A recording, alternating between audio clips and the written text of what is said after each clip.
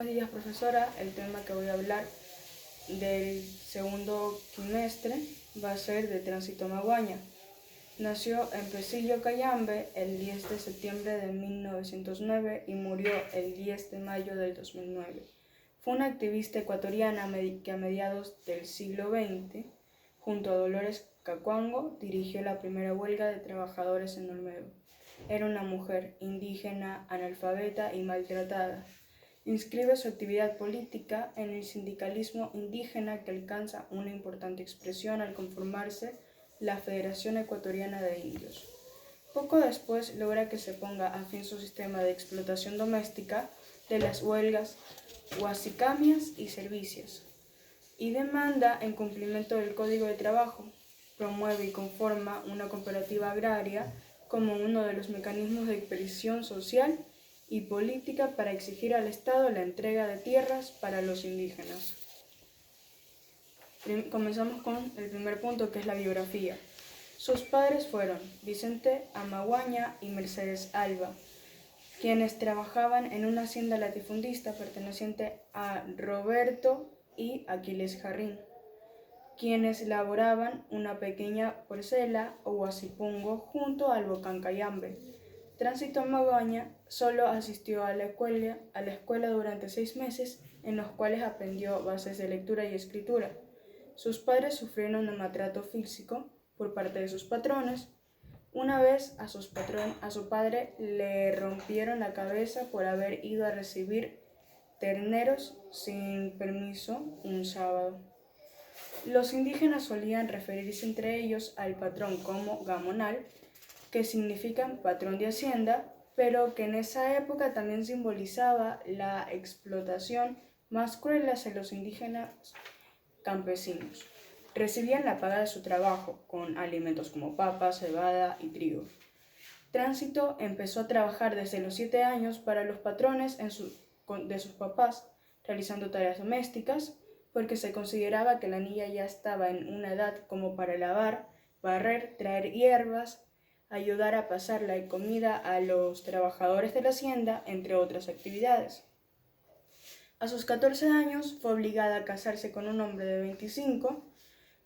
Un año después recibió a su primer hijo y finalmente tuvo 4 varones con su único marido.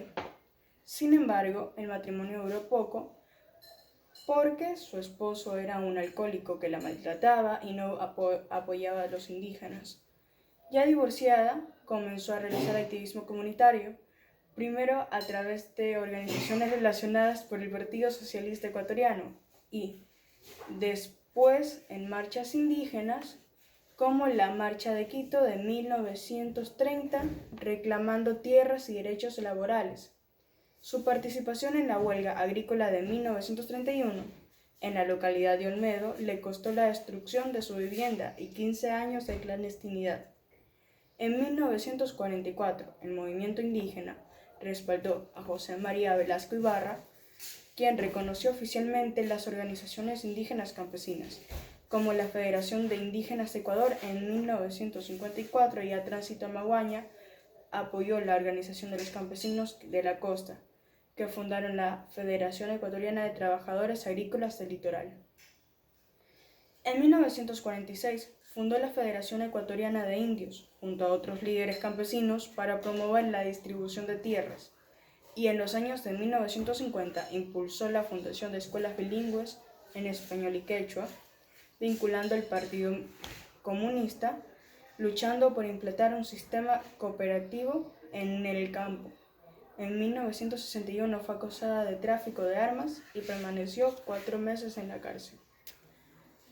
Cuando salió, sin cargos, tuvo que afrontar el fallecimiento de sus padres y de sus hijos, o unos cuantos, y en 1962 viajó por primera vez a Cuba y a la Unión Soviética en representación del PCE y de los indígenas ecuatorianos al Congreso del Partido Comunista de la Unión Soviética. Me afilié al Partido Comunista por hambre y por maltrato, aseguraba Tránsito mientras vivía. En el ámbito del partido desarrolló un modelo particular de liderazgo femenino, Tuvo instalada su vivienda en La Chimba, pero su actividad política fue intensa y la repartió entre el campo y la ciudad. Se le encontraba presente en las reuniones del Partido Comunista en Quito y siempre lista para movilizar, mediante asambleas, al pueblo indígena de Cayambe. En la capital se dedicaba a la siembra con azadón o barra, en los campos adyacentes a Quito, como los que se encontraban a un lado del penal García Moreno. En 1936 logró que el Código de Trabajo, al igual que de la Ley de Comunas de normas para reglamentar el trabajo agrícola, las relaciones entre peones y patrones y la defensa de las tierras comunales, junto con Dolores Cacuango, otra líder indígena desde 1946, organizó la Escuela Bilingües Indígenas, con el que administraba secretamente, porque no eran reconocidos por el gobierno de la época. En 1944, el presidente José María Velasco reconoció las organizaciones indígenas campesinas como Federación de Indígenas del Ecuador. En 1954, Tránsito apoyó a la Organización Campesina de la Costa, que fundaron la Federación Ecuatoriana de Trabajadores Agrícolas del Litoral. Amaguaña, agitadora beligerante, incansable luchadora, activista persistente, se entregó a la causa pese a la persecución constante. Murió el 10 de mayo del 2009 a los 99 años en la misma comunidad desde nació. A su sepelio asistieron el entonces presidente Rafael Correa,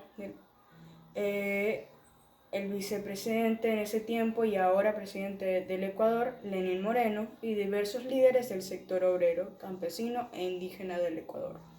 La pérdida de una líder a sus 99 años deja como herencia a su pueblo su inquebrantable lucha por la tierra, agua, educación para sus hijos e hijas. Una de sus más célebres y recordadas frases es la siguiente: yo me he envejecido en esta lucha, y ahora lo menos que he de morir comunista. Como segundo punto están sus reconocimientos. En 1988, el gobierno le concedió una pensión, con la que se retiró a Pesillos a sembrar sus tierras. En 1990, en la zona sur de la ciudad de Quito, se fundó una unidad educativa intercultural bilingüe que lleva su nombre. El 1 de abril del 2002, en la ciudad de Guayaquil se inauguró un colegio con su nombre en honor a ella. Gracias.